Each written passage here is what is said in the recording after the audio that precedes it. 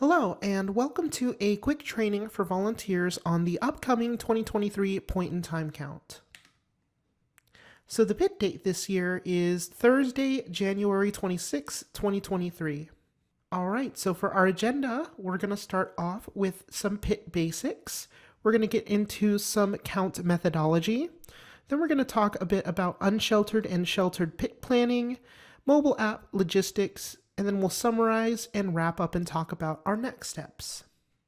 At this time, we have not received word from HUD regarding COVID-19 and the 2023 pit count. In 2022, we were able to return to conducting both a sheltered count and an unsheltered count. And we plan on doing so again in 2023 as long as it is safe to do so. The COVID-19 situation is still very fluid, and we can't predict if there will be another variant or spike in cases. As we approach the pit count, we will have a better idea of what that is looking like. The safety of everyone involved is our number one priority, so we will be keeping an eye on the situation and updating you accordingly. Here are some of the questions that the pit count aims to answer, as well as the definition of the pit count. The point-in-time count is an unduplicated count on a single night of the people in a community experiencing homelessness. The other way I like to explain it is that the pit count is the minimum number of individuals experiencing homelessness in your community on a single night. There are four main reasons that we conduct the point-in-time count, represented here in this graphic.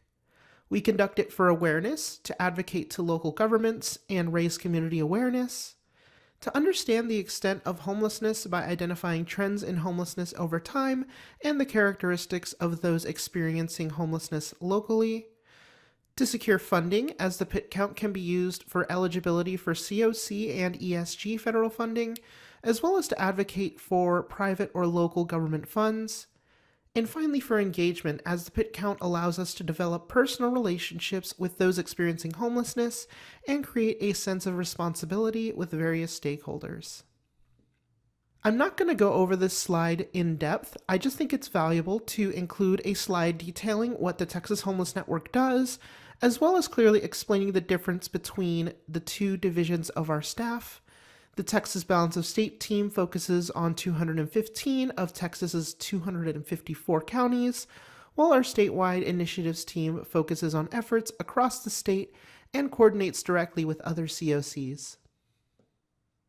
Here is a flowchart that demonstrates how our roles work together. This is a simplified chart on how we communicate with each other depending on the type of information. Just to give a quick overview, for most situations involving logistics, please direct your questions to me. My contact information is at the end of this presentation. If you have questions about community information, please contact your pit leads. Now for a quick overview of the count itself. This slide is meant to demonstrate the types of individuals you would survey for the pit count. The count is broken down into two pieces, the sheltered count and the unsheltered count. We look for individuals residing in unsheltered locations such as the street, an outdoor encampment, and other places not meant for human habitation. And we also look for individuals residing in sheltered locations such as an emergency shelter, domestic violence shelter, transitional housing, and hotels or motels paid for by an agency voucher. Again, please remember that the count involves you directly interacting with each person experiencing homelessness and conducting a survey with them. Now that we know who to count, I think it's important to highlight those that we do not count under HUD's definition of literal homelessness. We do not count individuals residing in permanent housing. This includes permanent supportive housing and rapid rehousing programs, as well as HUD VASH and FEMA projects. And we do not count those who are at risk of homelessness or in temporary living situations. This includes those at risk of eviction, doubled up with family or friends, hotels or motels paid for by their own funds, foster care, sober living, halfway houses, as well as criminal justice or health facilities such as a jail or a hospital. Some of you in this training may work at a school or be familiar with the homeless definition that is used by school districts. To help with confusion, I created this slide to explain the differences between who counts for the pit count versus the parts of the school district definition that don't apply to the pit. You will notice that on this slide I have highlighted several phrases in red font. The parts in red font are the aspects of this school definition that do not fit into the pit count definition. Those include children and youth who are sharing the housing of other persons due to loss of housing, economic hardship, or similar reason, those who are abandoned in hospitals, who have substandard housing, or are awaiting foster care placement. So while these students may count as homeless with their schools, they do not qualify as counting for the PIT. Now we are going to talk about the unsheltered PIT. The unsheltered PIT, often referred to as the street count, is a count of individuals who are residing in places not meant for human habitation. The locations that we can consider for the unsheltered count include abandoned buildings, bus, train stations, and airports, parks, streets, sidewalks, tents, encampments, under bridges and overpasses, and vehicles such as cars, vans, and RVs. Pit leads should create a map or a list of common areas where people can be found. This can be used to help inform volunteer routes and prepare for the unsheltered count by creating your map zones and areas that teams of volunteers will cover during the count. Seek input from your PIT count committee, community partners, and people with lived experience when mapping your survey locations. You may need to update these maps closer to the date of your count, as the locations visited by people experiencing unsheltered homelessness may change. We recommend looking for hotspots 1 to 2 weeks before the count. Your PIT leads will start the process for known location mapping. However, they will require your knowledge and expertise to ensure that this list is as comprehensive as possible. Please do not hesitate to reach out to your PIT lead to brainstorm ways you can help them update their list with any locations you are aware of. You may notice that you will start seeing more locations where individuals experiencing homelessness are residing as you are driving around on your normal routine. This is the type of information your PIT leads will need, and I would encourage you all to get specific insight into how they would like for this information to be documented and maintained in the months leading up to the count. Please make sure to visit hotspot locations regularly in the months leading up to the count, as these areas might change. Communicate these changes with your PIT leads. The safety of PIT leads and volunteers are our highest priority, so please read over this list prior to the night of the count. This list is specifically geared towards those doing the unsheltered count. However, many of these tips will still apply to the sheltered count as well. It is always important to be mindful of the population that we are surveying and understand the situation that they are in. Homelessness can cause a great deal of psychological and physical trauma, so always be respectful of them as you would to your own neighbors. Do not wake people up. Don't put yourself in a situation that makes you uncomfortable.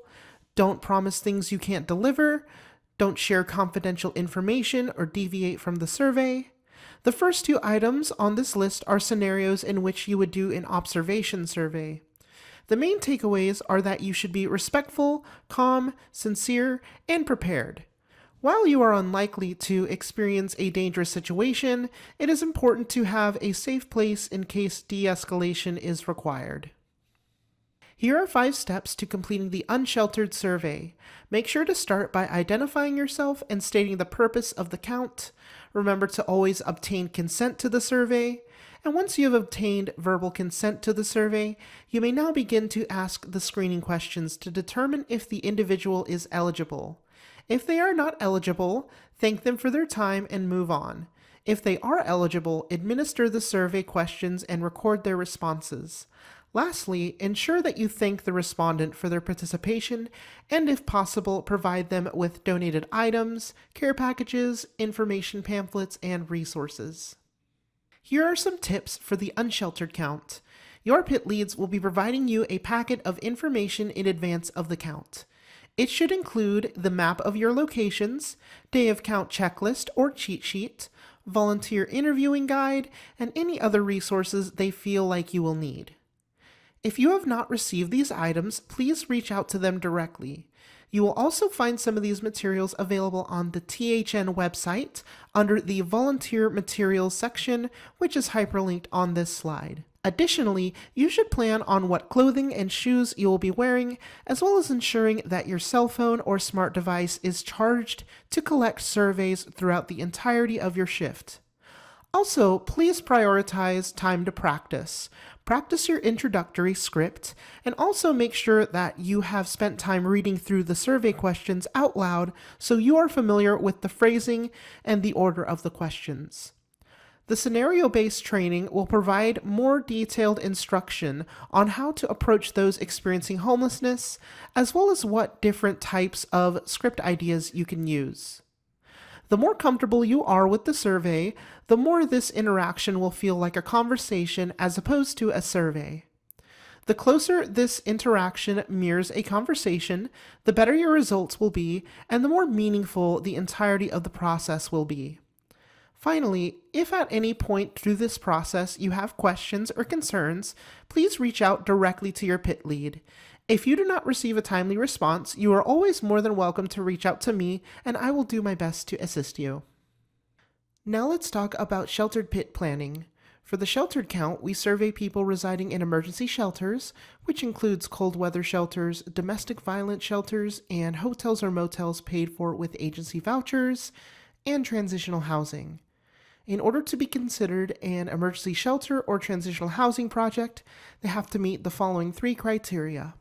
1. The primary intent of the project is to serve literally homeless persons. 2. The project verifies homeless status as part of its eligibility determination. And 3. The actual project clients are predominantly homeless. To help give a more detailed explanation of location definitions, here are the HUD definitions of emergency shelter and transitional housing. Emergency shelters are any facility where the primary purpose is to provide a temporary shelter for people experiencing homelessness in general or for specific populations that do not require occupants to sign a lease or occupancy agreement. Transitional housing is dedicated to provide homeless individuals and families with interim stability and support to successfully move to and maintain permanent housing. Just a quick note, for emergency shelters, our recommendation is that you conduct surveys when people are checking in for the night. To help you identify the list of sheltered locations, please use the housing inventory count to determine which shelters have counted in the past. The visual at the bottom is meant to illustrate the connection between the pit and the HIC, and how they can work together to show the comprehensive picture of your community needs and your capacity to respond to those needs. If you know of any agencies that will be providing hotel or motel vouchers on the night of the count, please contact me immediately so we can discuss the process for conducting those surveys. Here's a Venn diagram to demonstrate the similarities between the sheltered pit and the HIC. I won't go through each bullet point, but if I were to give you a summary, the key differences are that the pit requires individual surveys of each client residing in the emergency shelter or transitional housing program. Each survey takes approximately 25 to 40 minutes, whereas the HIC only requires you to fill out one form for each housing project your organization has, which amounts to about 10 to 20 minutes total. They both are required by HUD, happen at the same time, and I provide technical assistance for both. The pit is driven by local leads with support from THN, whereas the HIC is driven by THN with support from local leads. I want to spend a little bit of time talking about the specific process for surveying a domestic violence shelter. To give you some context, the pit count is only gathering information on those who are actively fleeing a domestic violence situation. The question is not asking if someone has ever experienced domestic violence. The question on this slide is the exact language in the pit app. Here's some do's and don'ts around surveying DV survivors. Please make sure that your volunteers go over this list prior to the day of the count. Do not fill in the full name or date of birth or the age of the survivor. You will provide their age range and any demographic information that they share, though. Please do not provide any identifying information in the notes section. Once you have gotten past the name and age questions, please continue filling out the rest of the survey with them.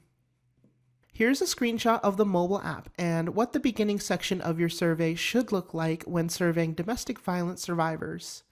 Again, you will be filling out the entire survey with the participants. You are only skipping the full name, date of birth, and exact age. We recommend putting in initials for DV survivors and age ranges, but no other identifying information. If you are a volunteer who will be helping out with the sheltered count, please work with your pit lead on establishing regular check-ins prior to the count. If you are not a staff member at the shelter where you will be surveying, please take note of any confidentiality standards that they have, as well as their visitor policies. Follow their instructions at all time and ensure that your pit lead has introduced you to the staff you will be working with prior to the day of the count. Let's have a quick conversation about the importance of obtaining consent from participants. You are only permitted to conduct a survey if you have been given verbal consent to do so. You cannot complete the survey if you have not obtained consent or if you haven't physically laid eyes on the individual on the day of the count. If the individual wants to leave the conversation, stop the survey and submit it. If they revoke their consent and ask you to delete the survey responses, please do so. Absolutely do not try to convince, coerce, or persuade someone to participate in the survey. If you are unable to complete the sheltered or unsheltered surveys for the above reasons, you have the option of completing the observation survey. Observation surveys can be completed both in sheltered and unsheltered locations. You will use the observation survey if someone is sleeping, you are unable to approach the individual, or if they do not consent to the survey. To conduct this survey, you must believe they are experiencing homelessness. Do not complete a survey using intake forms or based off of previous interactions. You must see the person on the day of the count. We do not gather any personal information or make any assumptions about the person based on appearance, no matter the circumstances. This is a decision tree that was created for volunteers to help you determine which survey to choose. It is color-coded based on the survey type. The red and orange colors indicate decisions leading to the observation survey. The dark blue is for participants that are not eligible to be surveyed, which happens if the person reports to you that they are not homeless. The purple is for unsheltered surveys and the green is for sheltered surveys. These are the overall guidelines for how to follow best practices when it comes to conducting the pit count. Always obtain consent, express confidence and compassion, and prepare well in advance so you feel comfortable with the questions you will encounter. Now for the next steps to take after this presentation. I recommend that you watch the mobile app training videos, which are linked here in this PowerPoint. Register for the pit count at txbos.pointintime.info. Work with your pit leads to start mapping hotspot locations. And there will also be a series of additional presentations posted to the website to help you engage those with lived experience, youth, veterans, and victim service providers. There will also be additional refresher materials released in January. Please visit our PIT website to view these materials, and they are linked within the PowerPoint.